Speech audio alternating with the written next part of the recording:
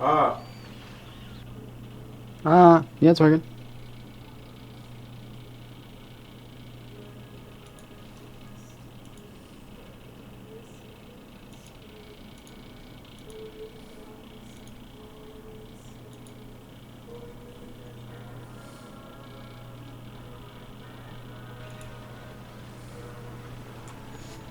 Hello, and welcome to the first episode of Baldur's Gate 3. I love this game. It's a fantastic one. Probably one of the best RPGs ever made. You'll see right here on the screen, this is Baldur, who the city is named after. We'll learn a lot more about him when we get there.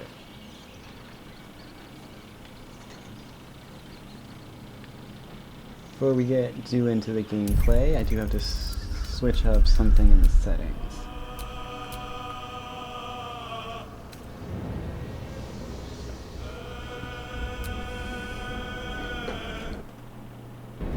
There we go. I don't know why that didn't save.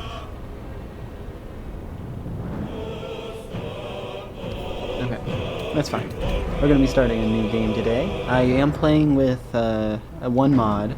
It's the full party mod. This is going to let me show off all of the characters' interactions and storylines without us having to stop by the camp every 5 seconds. It's going to save a lot of time. No further ado, let's get into it. I'm going to start out on balanced difficulty, but as much as I love the story and like playing the game, I'm terrible at it. We might have to switch down to Explorer. I'm terrible at this game.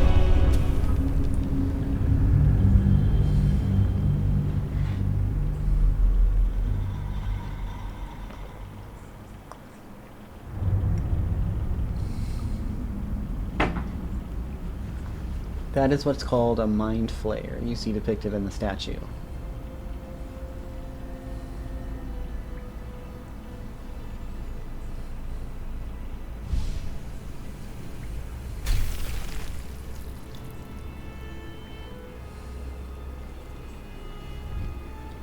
And there's one in real life. They have psychic powers, and they reproduce by infecting people with tadpoles. The tadpoles gestate inside a person's head, and it turns them into a mind flayer.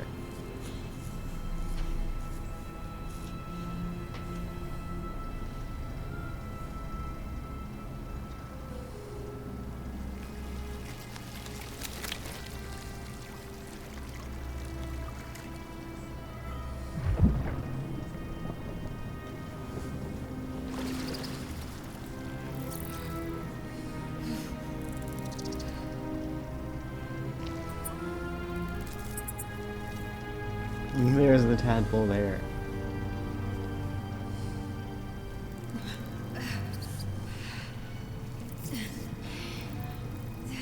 It'll crawl in the eye. This is a very, very dark universe. They're going to be doing the same to us.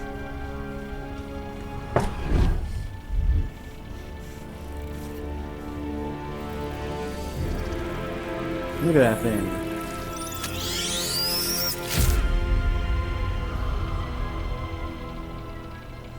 Terrifying.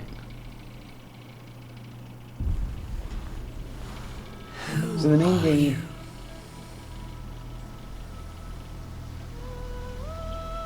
The main game of Baldur's Gate 3 follows the main characters after they are kidnapped by an Illithid ship. The Illithid is the race of the Mind Flayers that we just saw. So we're on a giant snail ship.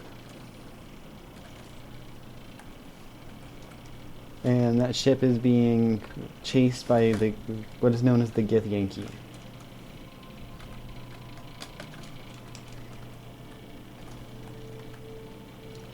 There it is.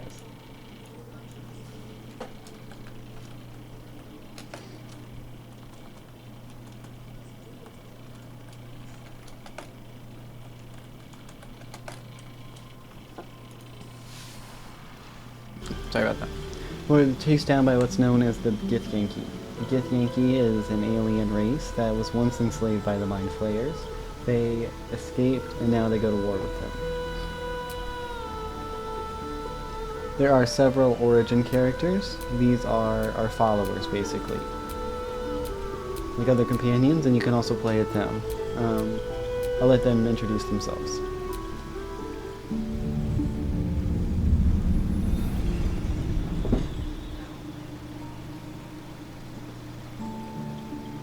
Hello, darling. Don't be shy. I promise not to bite until we've been formally introduced.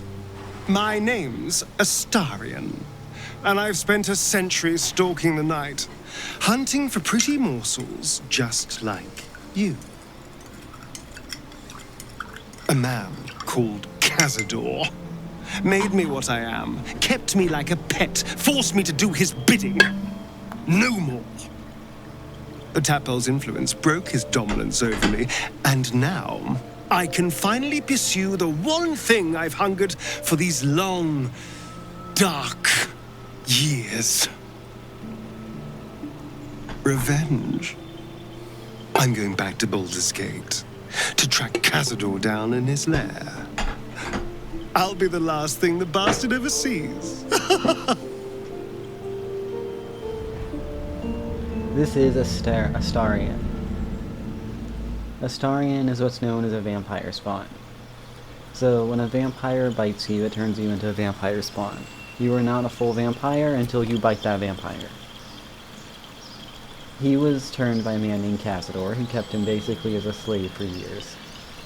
When he was infected with a tadpole, it interfered with like the vampiric magic, and he is now no longer under his control.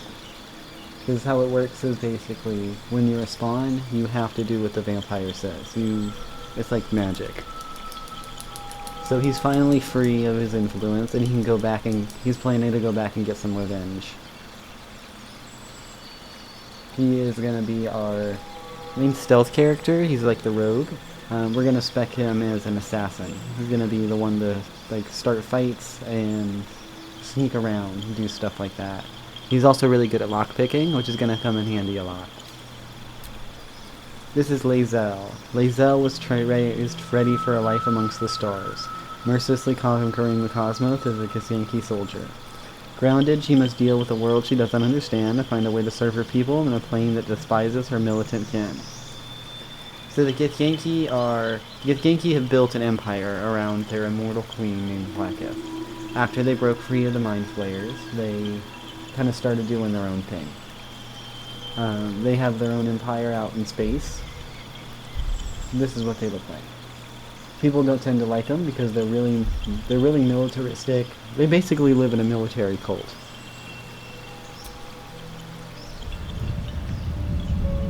They're aliens. Since I was born in the cold reaches of world space, I have known but one purpose: to wield a silver sword and ride a red dragon in service of my regent, the Githyanki Queen Vlaakith. My first step on this path is to slay a Mind Flayer and bring its head to my queen. There is no flesh I will not carve, and no barrier I will not shatter to see it done. I am the one who sunders. I am the Undying Queen's most unshakable warrior. I am Lae'zel of Kaleer. So her goal is she wants to be, we're going to see them shortly, one of the Red Dragon Riders. They're like the right hands of the Undying Queen Vlaakith. It's her main goal in life. But to go about this, she has to go kill a Mind Flayer and bring the Queen its head, which is a very hard thing to do. She is also an alien. She does not understand like the cultural norms, or even a lot of the language used here on the mortal plane. Her home is out in space, which is a really cool concept I can't wait to talk about. We have Gale next. Gale, it was a wizard prodigy. I forget, let's see how much of the story they reveal with him.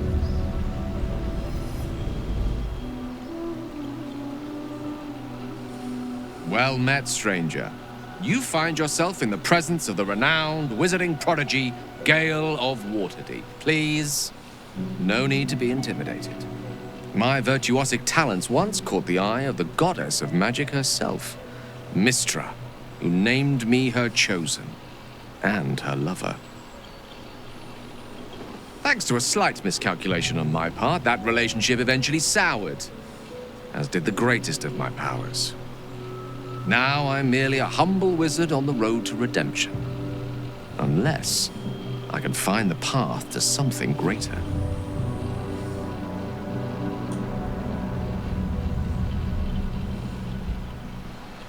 So Gale was so good at magic that the goddess of magic herself, chosen as what is known as her chosen, like her favorite wizard. And he was dating the goddess.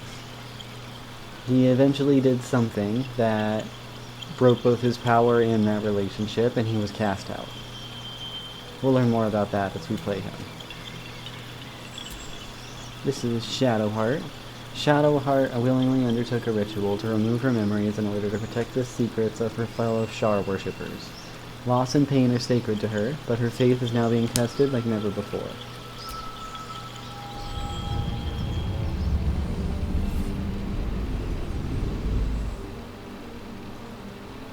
My name is Shadowheart, loyal servant of Shar, goddess of darkness and loss. There is little more I can tell you than that. My Lady Shar tasked me with a mission of such secrecy that I surrendered great swathes of my memory in order to safeguard the knowledge of it. All I know is that I must bring the artifact I hold to Baldur's Gate, and that nothing can stand in my way. My goddess is watching.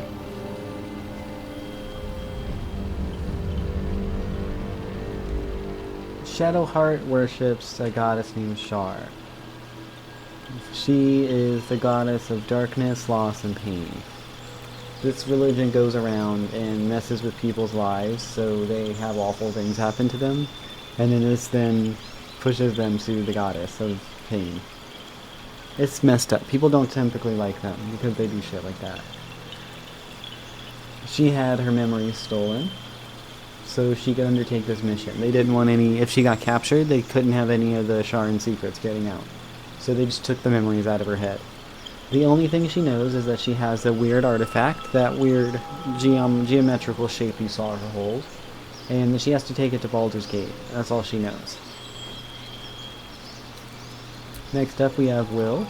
Known as the Blade of the Frontiers, Will uses his magic to fell the monsters and devils menacing the Sword Coast. In a moment of desperation, he accepted an offer of greater power, forcing him into an infernal game he is struggling to play. Will is what's known as a warlock, whereas Gale is a wizard. He learns all of his magic through study and books and like academic application. Will made a deal with something, with a magical being for his power. And you can take this can take a couple different shapes. You can make a deal with a devil, with a fae.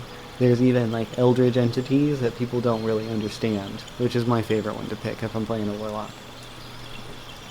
He is basically a fantasy superhero. He goes around saving people with one eye.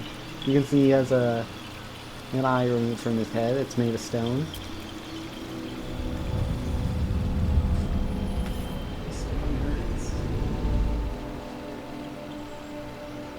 7 years ago, I was exiled from Baldur's Gate, the city I call home. My name is Will, but the people of the Sword Coast call me the Blade of Frontiers, champion of the meek, defender of the innocent. The truth isn't quite so simple, but they're right about one thing. I hunt monsters, and I always catch my prey. My latest target is a devil, and I'm right on her tail. Once I'm through with her, she'll never escape the fires of the first hell. So he hunts devils and monsters that prey along the weak. He is right now on the trail of a devil, which is where we bump into him. Everyone ends up on the Mind Flayer ship. I was debating whether, because I wanted to romance either Gale, either Karlach, him, or Gale. I was struggling on it. They're all really great characters. This is Karlach. Just best girl. Probably my favorite character in the game. Karlach has escaped 10 years of service in the hills with nothing but the axe on her back, using the infernal engine blazing furiously where her heart used to be. Karlach was sold into service into hell by her former mentor and boss. She had to serve the devils for 10 years in what is known as the Blood War, where the devils are endlessly fighting each other. They replaced her heart with an engine, which allows her to fight a lot better, makes her a lot stronger, but it also runs really hot. She can't touch people without burning, and sometimes she'd be like setting rooms on fire.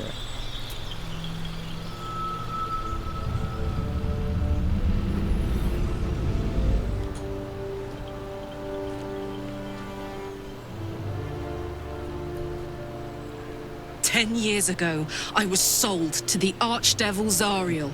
She put a Hellfire engine in my chest and made me her prize soldier. But I've escaped now. Thank you, Mind Flayers. And I've got a few scores to settle. If this engine doesn't burn me to ash first, I'll need people I can trust. An infernal mechanic, and a serious amount of luck. But you know what? I'm not worried. After 10 years in the Hells, I can take on anything. I've got my chance at freedom, and believe me, I'm going home." Karlach is going home to Baldur's Gate to get some revenge. It's a recurring thing. Her and Astarion have a weirdly large amount in common in that. The last character is not in the game if you don't play as him. I guess he is in the game, but he's dead. You remember nothing but a path paved with blood. Unimaginable cruelty whispers to you from within. Can you escape it? Would you even want to? You play as some form of weird serial killer.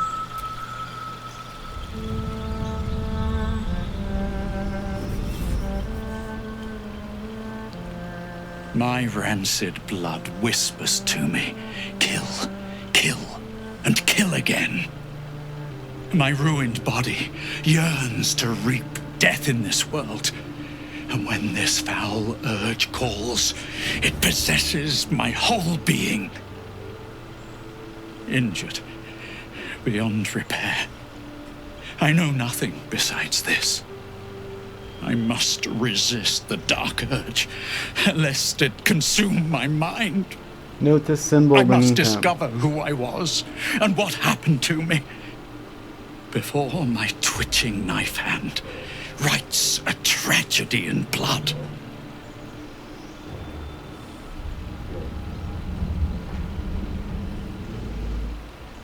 So the Dark Urge has an irresistible, urge, I guess, yeah, is the best word for it, from within him, that tells him to do awful, horrible things to people and animals. He has no memory of who he was before and what could have happened to him to make him into this. Just that his head hurts and that he really wants to kill people horribly. This completely changes the game. If you can play as what's called a custom character, where this will not affect you. You don't play as the weird serial killer and your encounters will be a bit different. It lets you a lot more freedom in how you make your character, what you're going to do with it, that kind of thing. But the Dark Urge is a lot more fascinating. So we're going to be playing as him. Oh, I think I played the My ruined body. I must discover who I was and what happened to me before my twitching knife hand writes a tragedy in blood.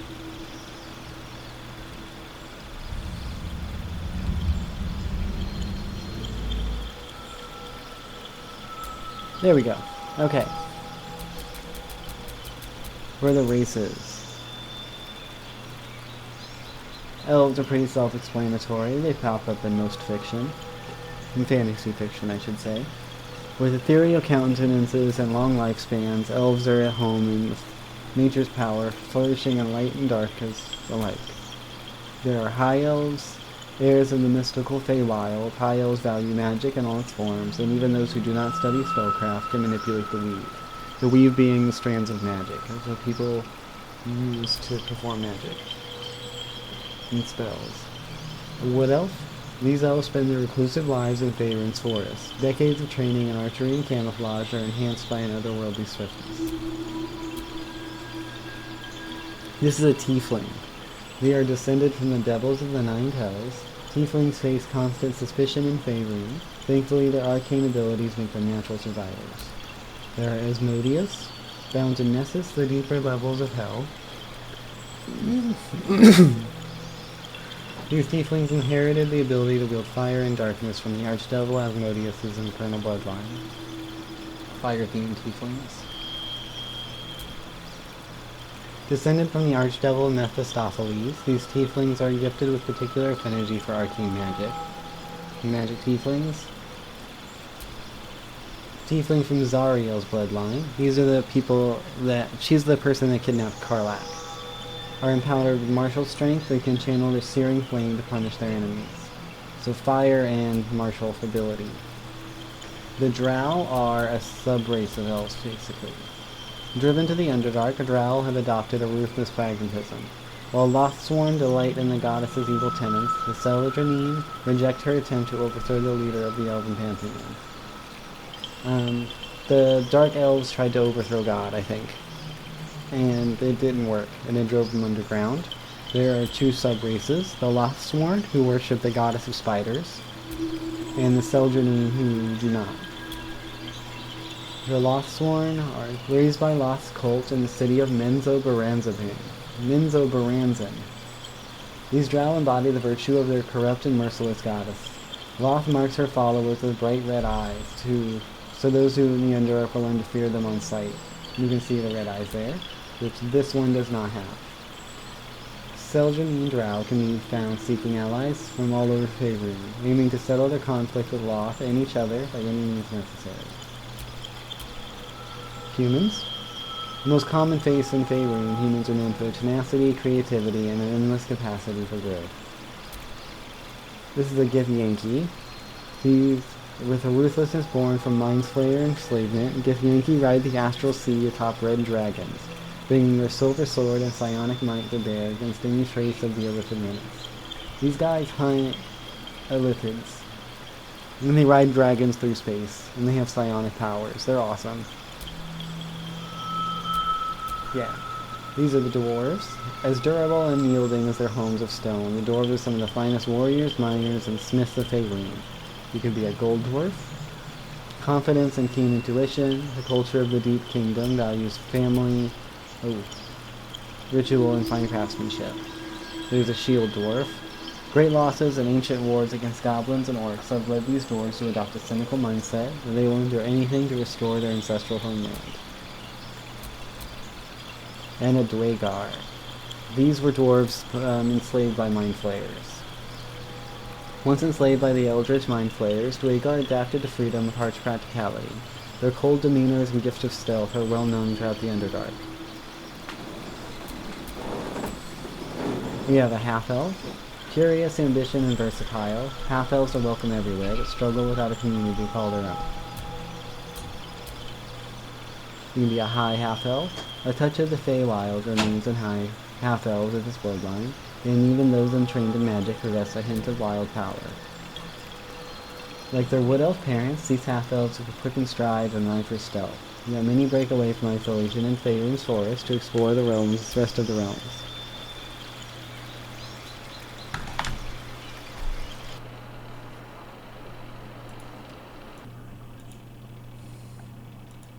Sorry about that. Most half-drow result from liaisons between Seldranine drow and surfacers. While half-drow inherited a few magical gifts, they aren't usually raised in the Underdark. You have a halfling like Frodo. Small yet capable, halflings prefer the comforts of home and hearth, but their natural luck and dexterity makes them fine adventurers. Lightfoots are stealthy but social. These halflings travel all over Faerun to make names for themselves. They have a strong heart. Levin says that dwarven blood gave strong hearts their hardiness, resistant to poison, and the wellsprings of endurance. These halflings easily hold their own. We're almost done. We have gnomes. Small, clever, and energetic, gnomes use their long lives to explore Faerun's brightest corners and deepest depths. There's rock gnomes, forest gnomes, and deep gnomes, which live underground. There are the Dragonborn, a proud race that values clan and skills above all else. Once enslaved by dragons, they strive to be self-sufficient, not wanting to be beholden to anyone, not even the gods. The sub-races are just the different colors. The blue ones are lightning, black are acid, so are copper apparently.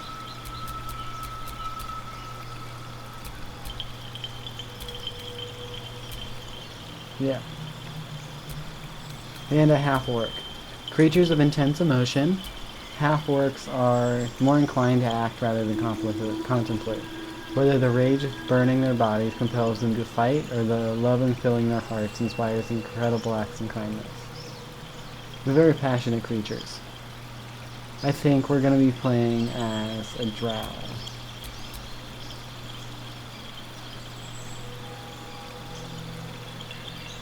Yeah, I haven't played a Lost-Sworn drow yet.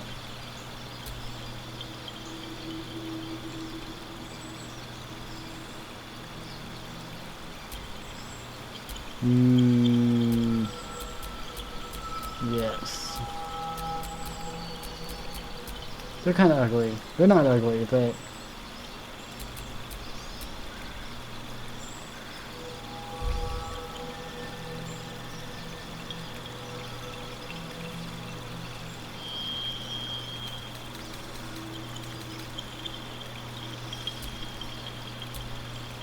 This is like the part I struggle with the most in this game. It's just being indecisive. There's so many different options and so much stuff you can do with all the options that it's hard to just pick one. I'm playing a magic murder twink in this one, and I just don't know whether I wanted to be a drow or a half-elf.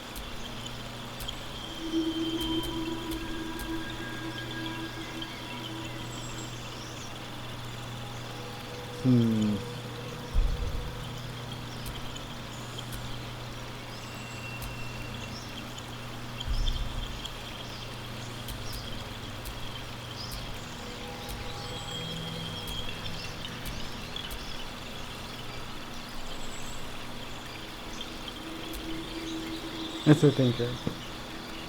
And I'm just indecisive.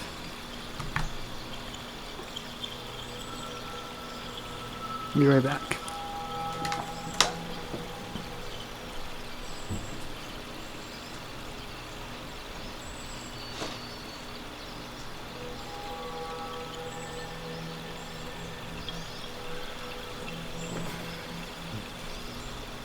I am returned.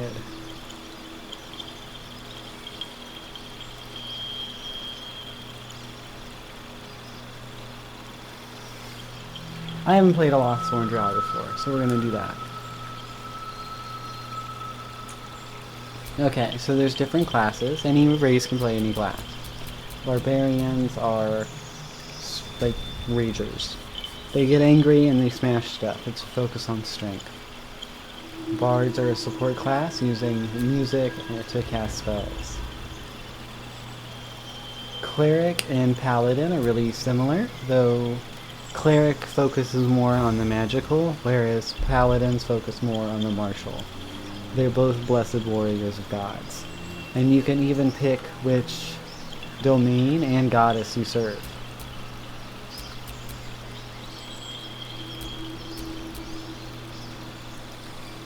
It's a really cool detail.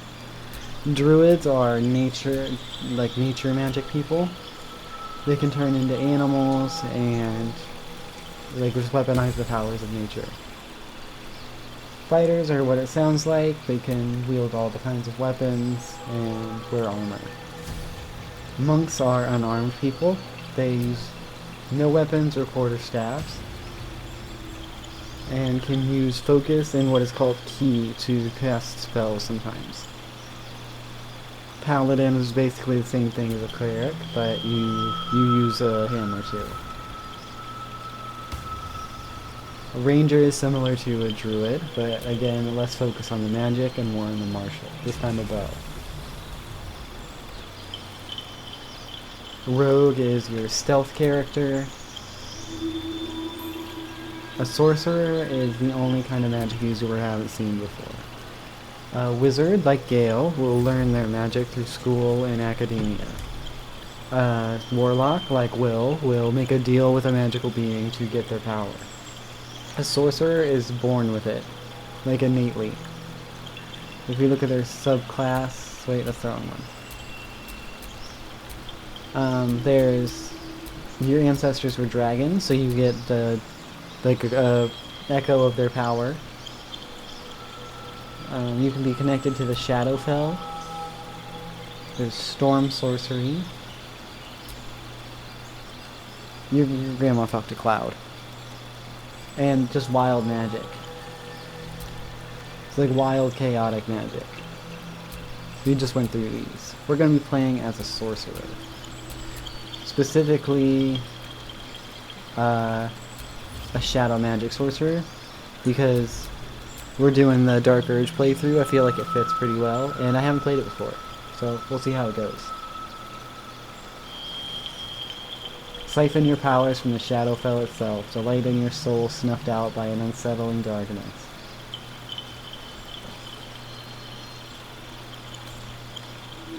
There's a ton of spells in this game.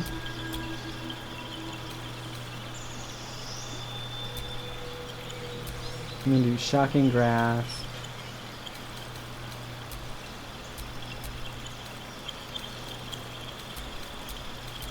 Booming Blade, Fireball. Friends can't hurt. It's not a combat spell, but it will help in dialogue. Magic Missile I like. And I'm going to do a Thunder Wave as a get off me spell. Our background you can normally pick, there's a bunch of different ones, but as we are playing the Dark Urge, we are locked into the Haunted one. A wicked moment, person, or thing that cannot be slain by sword or spell haunts your mind and flickers in your peripheral vision. You carry it wherever your adventure takes you, or perhaps it carries you. So you get a medicine and intimidation proficiency. And once we learn more about why the Dark Urge is the way he is, we can get into that. Our proficiencies are in Charisma and Constitution, so we can talk good and we can take a hit. I might switch that though. What else? A bit more Wisdom?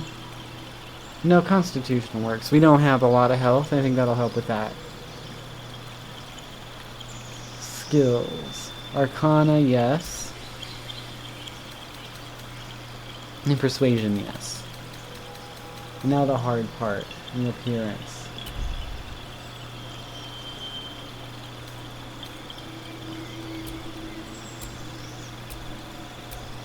These are all terrible. People make such pretty characters. I can't ever pull it off. Almost, he looks basic. I'll start with him.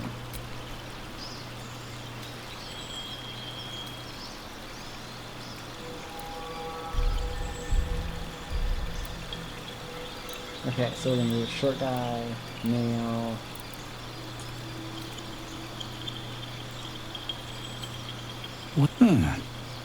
What was that?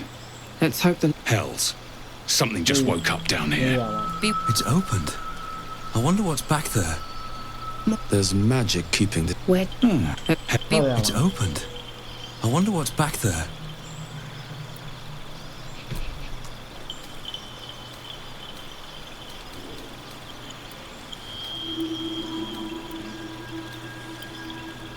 These all look terrible.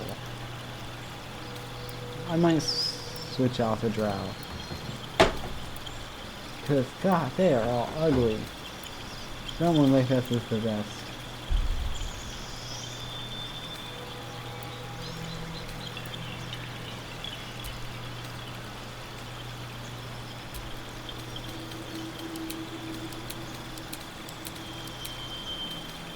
Yeah, screw this. I'm not playing no growls. Give me a sec. I'm gonna edit this out.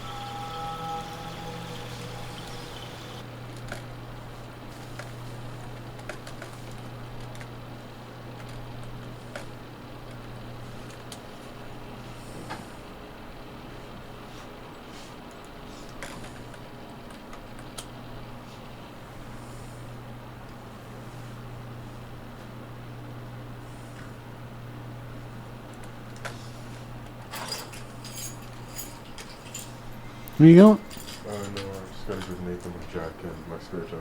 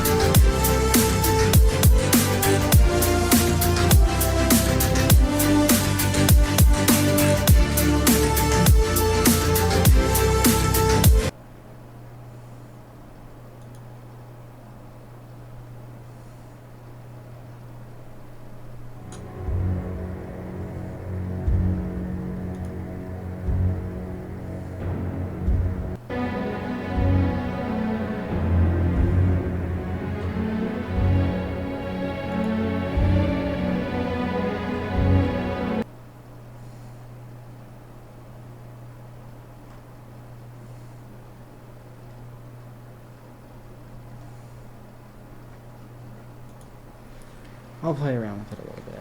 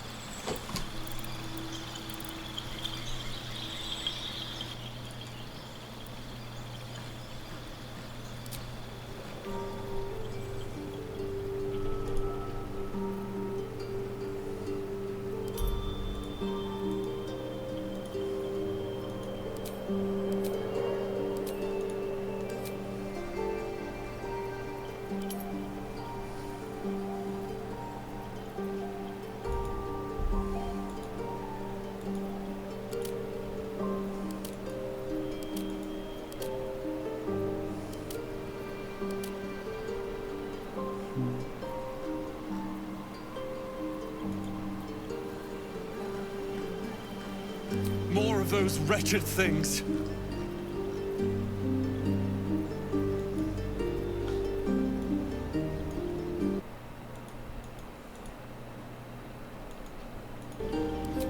Where to next?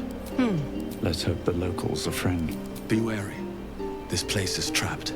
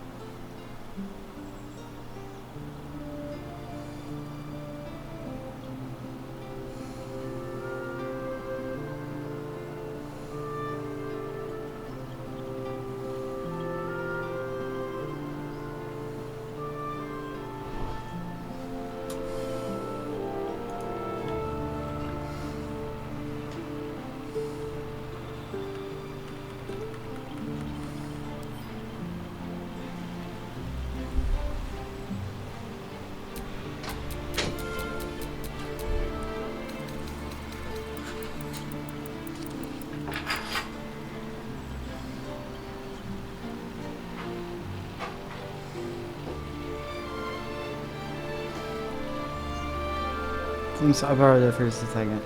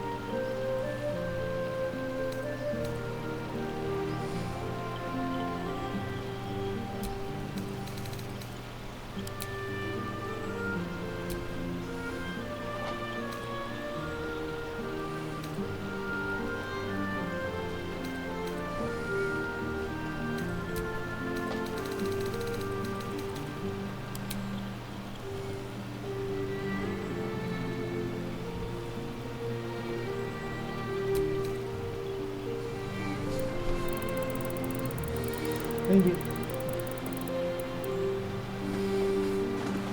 He looks so good.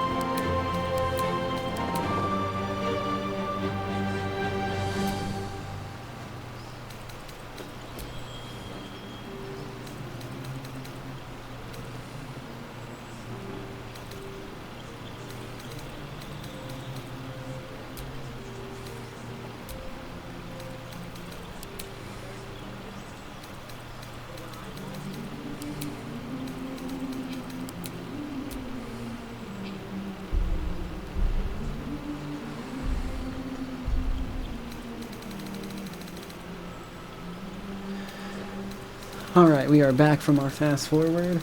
I did switch to half-elf drow. Kind of get the same feeling, but they're not ugly. Look at him, he's so cute. I got some help online. Looked at some character creators and whatnot. Wait.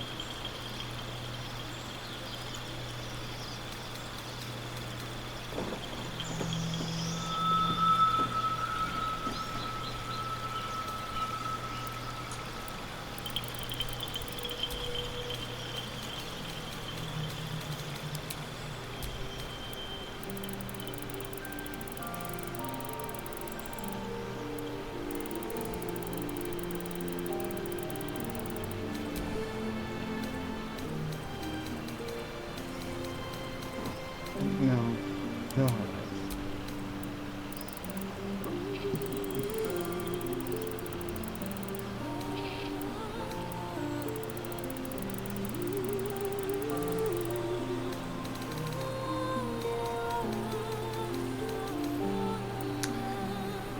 We did it, guys.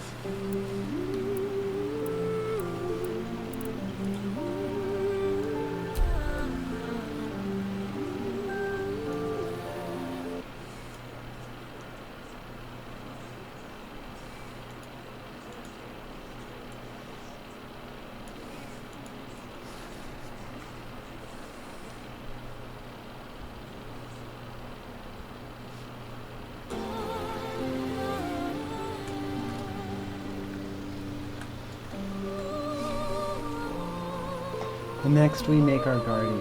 I'm less concerned about this one. I'm just gonna hit randomize until we find something pretty. You need a guardian. You.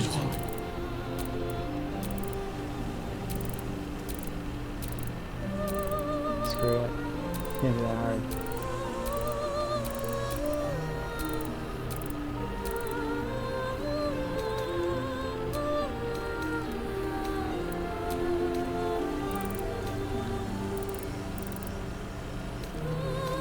They do a really smart in having you design your own guardian.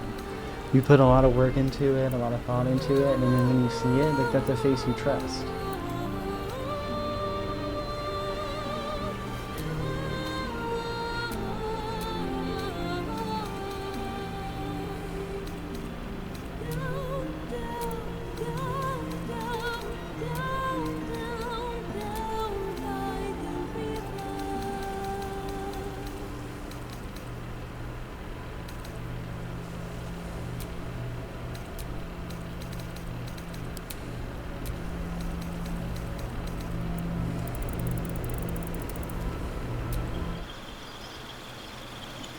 Here's the horns, and then we should be good.